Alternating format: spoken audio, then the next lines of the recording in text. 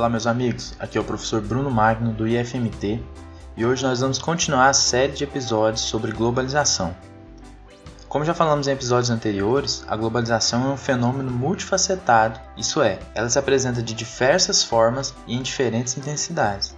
Assim, o assunto de hoje é a pandemia do novo coronavírus. A Covid-19 é a doença causada por esse vírus que está assolando o mundo. Praticamente todos os países já registraram casos de morte pela doença desde o surgimento em 2019 na China, na cidade de Wuhan. Até hoje, dia 22 de junho de 2020, o site da Universidade Johns Hopkins, que monitora em tempo real o avanço da doença no mundo todo, registrou um total de 9.008.850 casos de contaminação e de 469.239 mortes. Já o Brasil, que é o segundo colocado no ranking de casos e de mortes, registra mais de 1.083.000 casos e 50.591 mortos. O Brasil está atrás apenas dos Estados Unidos. Quando olhamos a cartografia do vírus, no mundo todo fica muito claro que é um fenômeno mundial. Mas qual a sua relação com a globalização? Para o geógrafo Denis Castilho, em um artigo publicado no site Pragmatismo Político e numa entrevista que ele concedeu ao programa Geografia em Cast, o vírus não só está relacionado, como carrega o DNA da globalização, já que biologicamente é um retrovírus e possui material genético de RNA e não DNA, como os adenovírus. É possível, então, a metáfora do DNA. Ele afirma que o vírus carrega o gene da perversidade. Ele carrega o DNA da globalização no sentido figurado. Para ele, o vírus tem um sentido geográfico. É um vírus tributário da modernização contemporânea e está ligado às redes e ao urbano. O professor levanta 3 motivos para afirmar isso. Primeiro, pelo espaço-tempo onde ele foi identificado pela primeira vez, na China de 2019, com sua participação central na economia, com participação de 18% na economia global e um PIB de 14 trilhões. O segundo motivo é pelo fato de o vírus ser tributário dos principais fluxos da globalização. Sua difusão pelo avião é uma marca disso. No início da pandemia foi possível fazer uma relação clara entre as principais rotas aéreas e os casos de contaminação. A disseminação do vírus coincidia com as principais rotas e fluxos do capitalismo contemporâneo. Dessa forma, o professor Castilho identifica que inicialmente a doença se manifestou sobretudo nas grandes cidades, sendo então um vírus urbano. Sobre a relação da Covid-19 com as regiões metropolitanas, o Observatório do Estado Social Brasileiro lançou um relatório sobre celeiros de pobreza urbana em tempos pandêmicos. Vale a pena conferir, o link estará na descrição.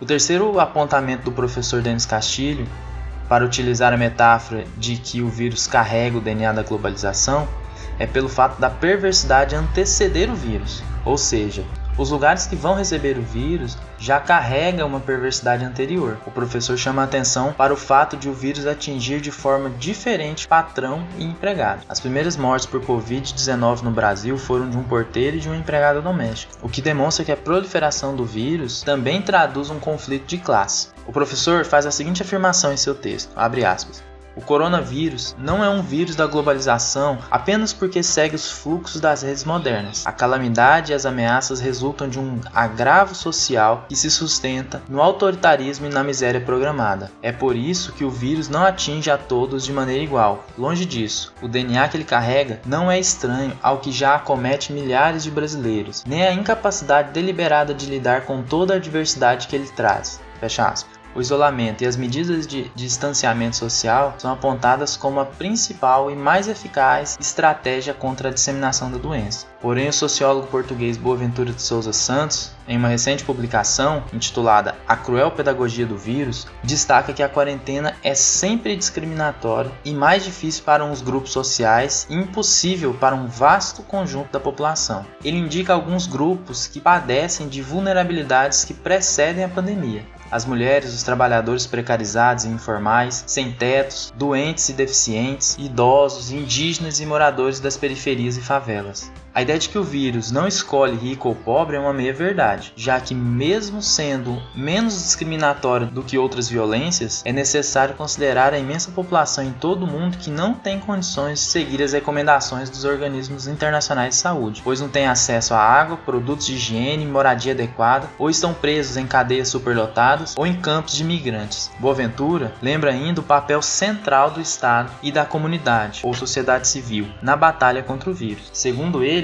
abre aspas, As pandemias mostram de maneira cruel como o capitalismo neoliberal incapacitou o Estado para responder às emergências. As respostas que os Estados estão a dar à crise variam de Estado para Estado, mas nenhum pode disfarçar a sua incapacidade, a sua falta de previsibilidade em relação às emergências que têm vindo a ser anunciadas como de ocorrência próxima e muito provável. Fecha aspas. Bom, mesmo assim, contrariando as premissas neoliberais, o Estado tem se mostrado o principal agente de enfrentamento da crise. No Brasil, por exemplo, o SUS reafirmou sua importância e as universidades públicas tomaram a frente nas pesquisas para encontrar soluções para o problema. Vários países criaram medidas de proteção ao emprego e auxílios financeiros para os mais vulneráveis, inclusive os Estados Unidos. Como vimos nos primeiros episódios, a globalização está ligada à internacionalização do mundo capitalista. Deste modo, a crise epidemiológica mundial inédita como essa que nos afeta também vai afetar de forma inédita o capitalismo global. Em um artigo publicado no blog da editora Boitempo, Giovanni Alves chama a atenção para o fato de que a pandemia agravou uma crise que já estava em curso, lembrando a desaceleração da economia de países como a Alemanha, guerra comercial entre Estados Unidos e China, a saída do Reino Unido da União Europeia, além da queda de indicadores sociais que vem ocorrendo desde 2010 em países desenvolvidos e em países em desenvolvimento, inclusive no Brasil.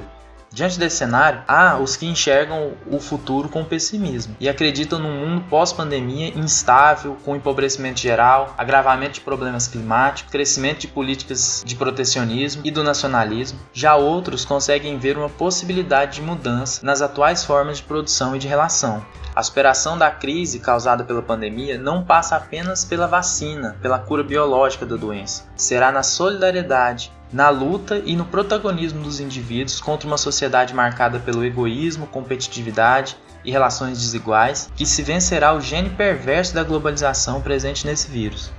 Lembrando de Milton Santos do nosso primeiro episódio, uma outra globalização mais humana é possível. Obrigado por ouvir, fiquem bem e até logo!